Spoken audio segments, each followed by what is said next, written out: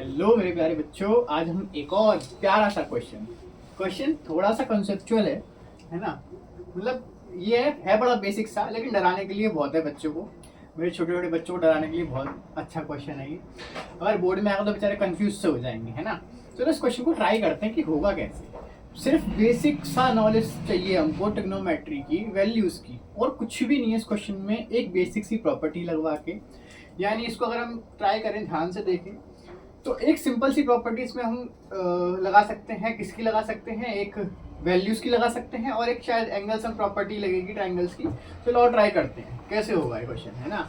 हमें क्वेश्चन ये दे रखा है कि हमारे पास एक एक्टिव ट्राइंगल है ए बी सी, जिसके अंदर हमें कुछ ऐसा रिलेशन दे रखा है, tan a plus B plus C equals to भाई 1 आ रहा है, और and sec b plus C minus A equals to 2 आ रहा है। अब इनकी वैल्यूज हमको फाइंड करनी है कि a प्लस बी प्लस सी की वैल्यूज क्या होंगी। चलो अब देखते हैं कैसे होगा ये। ठीक है, सॉल्यूशन स्टार्ट करते हैं। हम यहाँ पे सबसे पहले लिख लेंगे बच्चे, given that tan a plus B minus C equals to 1। अच्छा, अब आप लोग एक बात तो जानते हो कि 1 tan के रिस्पेक्ट में और किसी की वैल्यू होती है। किसकी होती है जल्दी बताओ? a plus B minus C equals to tan 45। अगर मैं कंपेयर कर दूं by comparison we got a plus B minus C equals to 45। इसको ना आप एक इक्वेशन मान लो भी थोड़ी देर, ऐसे ही उठाओ। दूसरा वाला क्या दे रखा है जी? हमको दे रखा है sec b plus C minus A equals to 2। अब हम एक बात जानते हैं, जो 2 है वो किसकी वैल्यू होती है जी? sec 60 की होती है। तो sec b plus C minus A equals to sec 2। दोबारा से रिपीटेशन करते हैं बाय कंपैरिजन। बच्चे जैसा मैं लिख रहा हूं ऐसे आप लोगों को बोर्ड में लिख के आना है, ठीक है। Comparison we got b plus C minus A equals to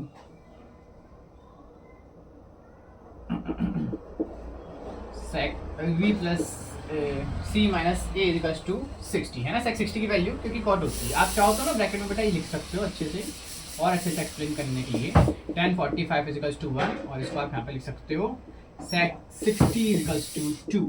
ठीक है मेरे प्यारे बच्चे, अब आपके पास दो इक्वेशन बन गई, है ना। दो इक्वेशन बन गई। आप क्या करो, ऐड कर लो इन दोनों इक्वेशंस को। ऐड फर्स्ट एंड सेकंड, ठीक है। मैं ऊपर करता हूँ, शायद आप ऊपर से समझ में आए, है ना।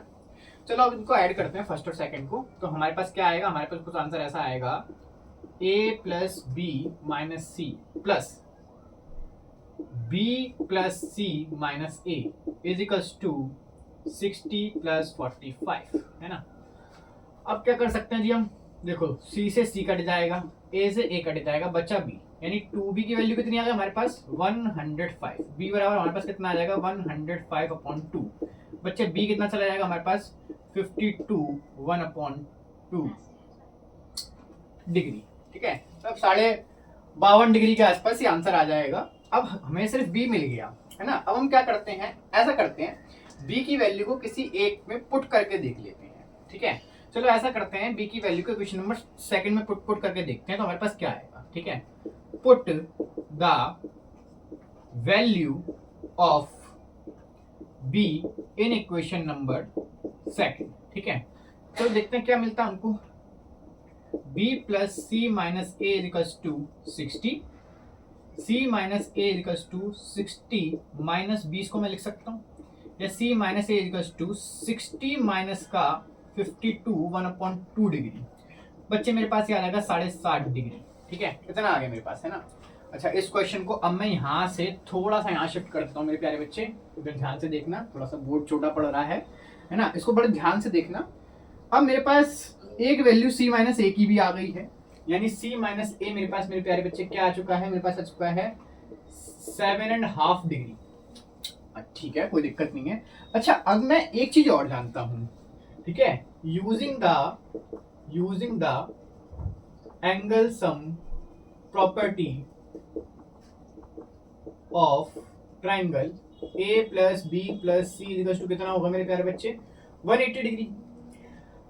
क्या मैं यहाँ से c प्लस ए का रिलेशन निकाल सकता हूँ, क्योंकि वो c माइनस ए है। हाँ सर, आप बिल्कुल निकाल सकते हो। 180 माइनस बी, तो 180 माइनस मेरे प्यारे बच्चे, इसमें से हम b की वैल्यू हमारे पास कितनी आ रही थी, 52 1/2 डिग्री, है ना। अब अगर हम 180 में से माइनस करते हैं इतना, तो हमारे पास कितना बचेगा जी, हमारे पास बचेगा 7.5, इसमें ऐड कर देते हैं तो 60 और 20, है ना। तो हमारे पास c प्लस ए की वैल्यू मेरे प्यारे बच्चे कितनी आ जाएगी, 127.5 डिग्री।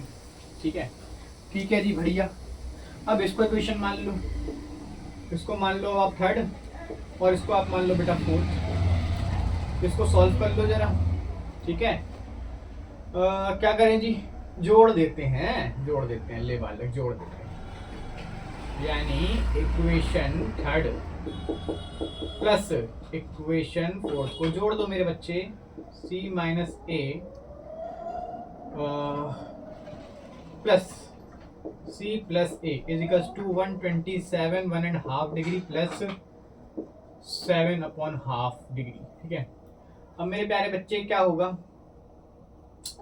a से a को उड़ा दो।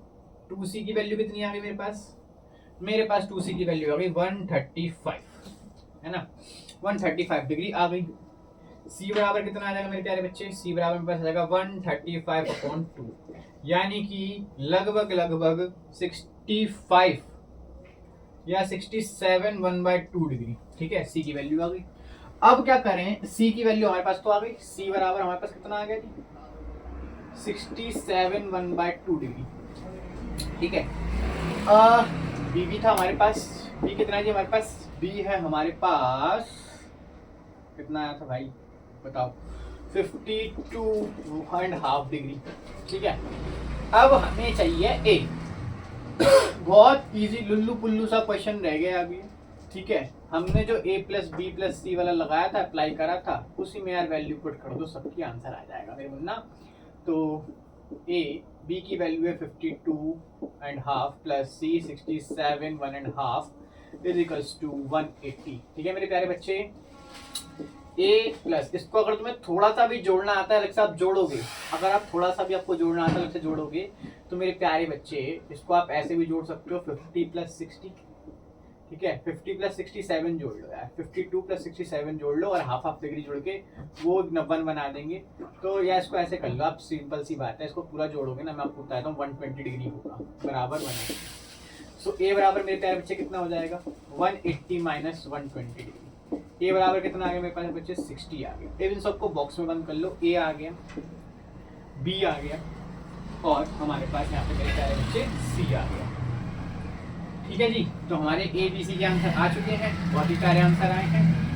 यानी फाइनल आंसर हमारा क्या है, फाइनल आंसर बेटा मैं यहीं लिख देता हूँ, है ना, आप कंफ्यूज हो जाओगे। ए बराबर हमारे पास आया है 60 डिग्री, बी बराबर हमारे पास आया है 52.5 डिग्री, और सी हमारे पास आया है 67 1.5 डिग्री।